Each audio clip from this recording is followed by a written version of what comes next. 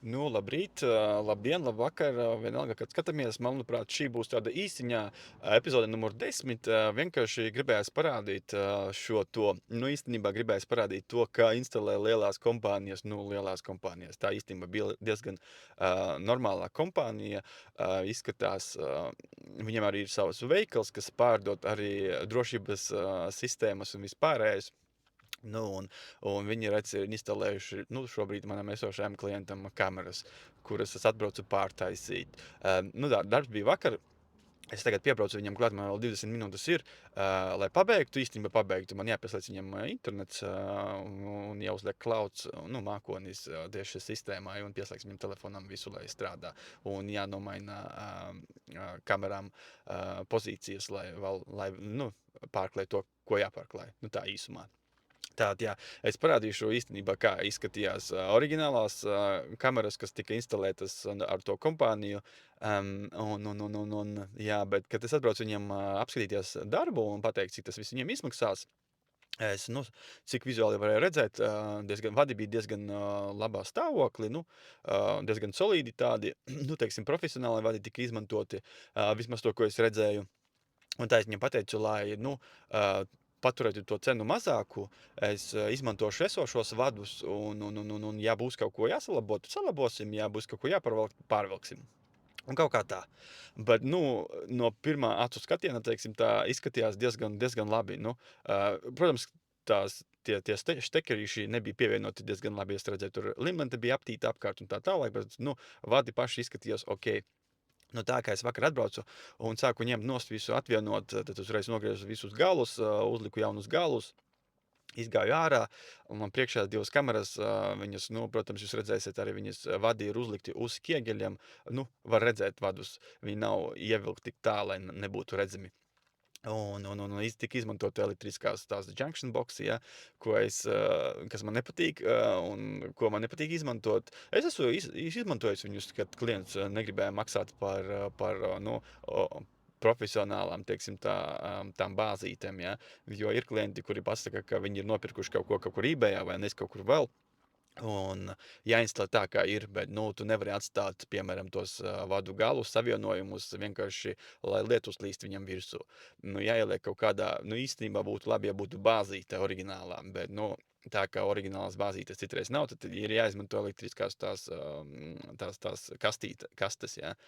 Es nezinu, kā būs latviski tas viss, bet, jā, lai noglabātu tos vadus, lai viņi tur stāv, drošībā, teiksim tā. Viņam tā bija instalēts, un tās kameras bija uzliktas virsū uz tām kastēm, un savienojumus es arī parādīšu, kā tika savienoti. Liekas, ja profesionālā, teiksim tā, kompānija, kas instalēja, un ja viņiem ir savs veikals, kas pārdot arī drošības sistēmas, tad viņiem noteikti būtu jābūt īstiem instrumentiem, ar ko tos vadu savienojumus, tās štekerus, tos visus savienot.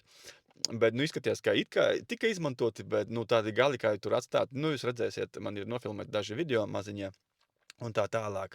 Tā bija problēma. Es nogriezu, protams, uzliku bāzīti, uzliku kameru, pievienoju visu, aizgāju iekšā, pieslēdzu testeri, un man nerāda. Kamera ir vienkārši, kamera rāda, bet attēls ir vienkārši nesaplūdis, tāds kā, ja jūs skatāties 3D filmu bez brillēm, ja, un vēl 10 reizes sliktākā kvalitātē. Tur redzams bija, ka tur ir kaut kur bojājums vados, un es tā nodomāju, bļāviens.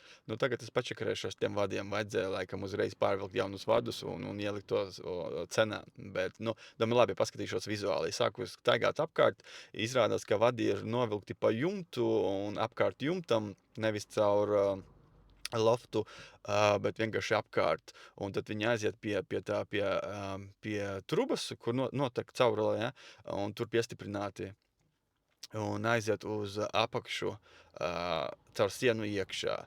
Un es paskatījos pie tās trubas, kur viņi ieiet sienā, tur tādi bojājumi, ļoti redzami bija. Es nenofilmēju, diemžēl, jo lietus lija.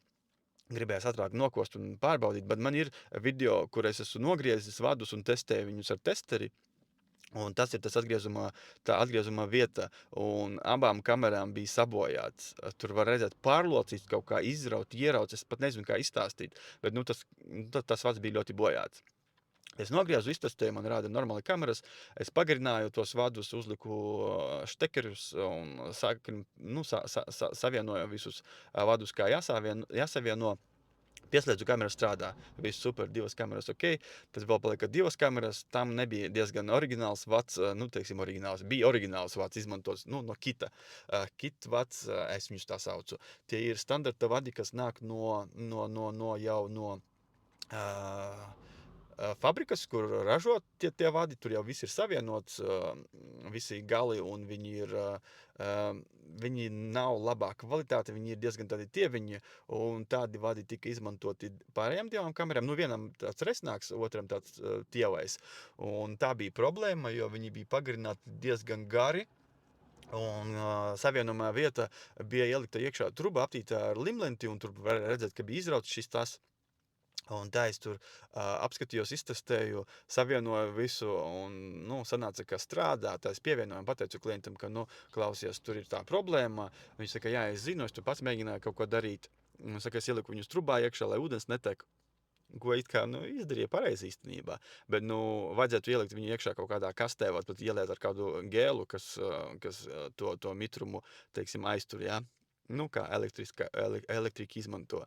Tas vislabākais variants būtu, jo šos koks kabeļus ir diezgan grūti atrast kaut ko tādu maziņu ūdeni necaurlaidīgu, ar ko var aiztaisīt cietos savienojumus. Piemēram, kā 5 vai 6 ar G45 ir tādi kā trubiņas tādas, kur iebāžas iekšā, aiztaisās, un tad viņi aizgriež. Un visi viņiem ir IP65 vai pat IP67 izturība, ja, ūdens.